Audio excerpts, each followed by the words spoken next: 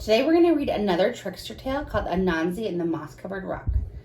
And this again is retold by Eric Kimmel, but it's a story from Africa. Once upon a time, Anasi the spider was walking through the forest when something caught his eye. It was a strange moss-covered rock. "How interesting," Anasi said. "Isn't this a strange moss-covered rock?" Kapoom! Everything went black. Down fell Anasi, senseless. An hour later, Anasi woke up. His head was spinning. He wondered what had happened.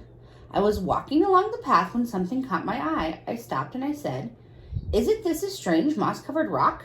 Kapoom! Down fell Anasi again, but this time, when he woke up an hour later, he knew what was happening.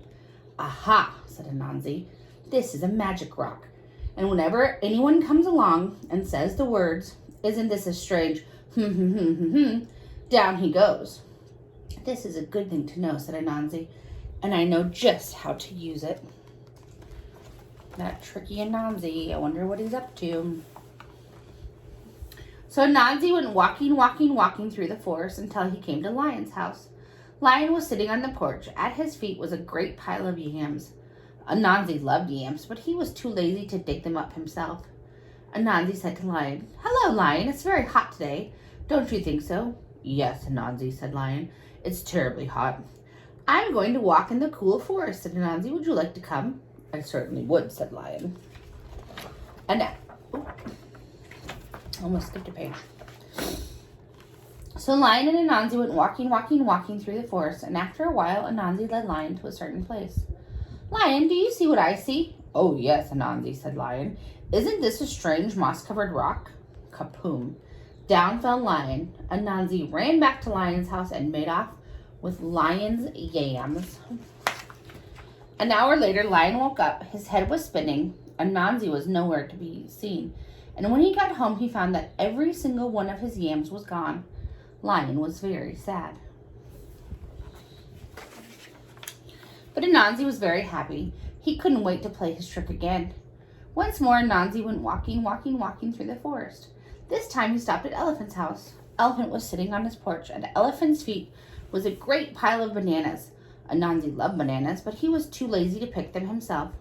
So he said to Elephant, "Hello, Elephant, isn't it hot today?" "It is," Elephant agreed. "I'm going to walk in the cool forest," Anasi said. "Would you like to come?" "That sounds nice," said Elephant. "Thank you for inviting me, Anasi." So Anasi and Elephant went walking through the forest. And after a while, Anasi led Elephant to a certain place. "Elephant, look, do you see what I see?" Elephant looked. "Why, yes, I do, Anasi. Isn't this a strange moss-covered rock?" Kapoom! Down fell Elephant. Anasi ran back to Elephant's house and made off with all of the bananas. An hour later, Elephant woke up. His head was spinning and Anasi was nowhere in sight. And when he got home, he found that every single one of his bananas was gone. And Elephant was very sad. But Anasi was very happy. He couldn't wait to play his trick again. He played it on rhinoceros and hippopotamus. He played it on giraffe and zebra. He played it on every single animal in the forest. But all this time, watching from behind the leaves was Little Bush Deer. Little Bush Deer is small and shy and very hard to see. She watched Anasi play his wicked trick again and again on all the other animals. Little Bush Deer decided it was time for Anasi to learn a lesson. So Little Bush Deer went deep into the forest to where the coconuts grew.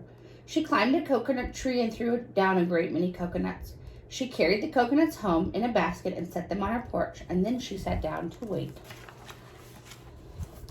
In a little while, Anasi came along.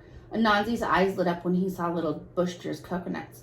Anasi loved coconuts. He loved to eat the tender white coconut meat and drink the sweet coconut milk inside, but he was much too lazy to gather coconuts himself. Instead, he said, "Hello, Little Bush Deer, isn't it so hot today?" Little Bush Deer smiled. "It is very hot, Anasi." "I'm going for a walk in the cool forest. Would you like to come?" "Yes, I would," said Little Bush Deer. So Anasi and Little Bush Deer went walking in the cool green forest, and after a while, Anasi led Little Bush Deer to a certain place. "Little Bush Deer, look over there. What do you see?" Little Bush Deer knew all about Anasi's trick, and she looked. No, Anansi, I don't see anything. You must see it. Look very carefully. Little bush deer looked. No, I still don't see anything, she said.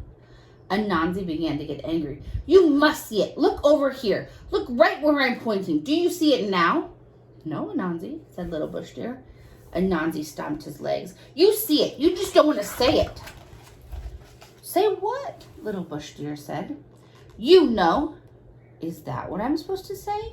Yes, said Anansi. All right. Then I will say it to make you happy. You know, said Little Bush Deer. There. I said it. Are you satisfied? No, Anansi shouted. You are not supposed to say you know. What am I supposed to say? You're supposed to say, isn't this a strange moss-covered rock? Kapoom! Down fell Anansi. Little Bush Deer ran and got all the other animals together. They went to Anansi's house and took back all the good things he had stolen from them. An hour later, Anansi woke up. His head was spinning. Little Bush Deer was nowhere in sight. And when he got home, he found his house was as empty as it was before. But if you think Anansi learned a lesson, you're mistaken, because he's still playing tricks to this very day. That Anansi. What's interesting about this book is that in every picture, and you probably can't see on the video, but in every picture, Little Bush Deer is watching. Not in that one. There he is, right there in the corner. So when we get back to school, you can check this book out from the library and look for Little Bush Deer in all of the pages.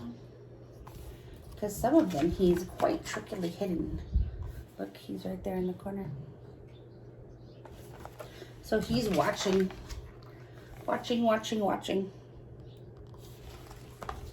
I hope you liked this one.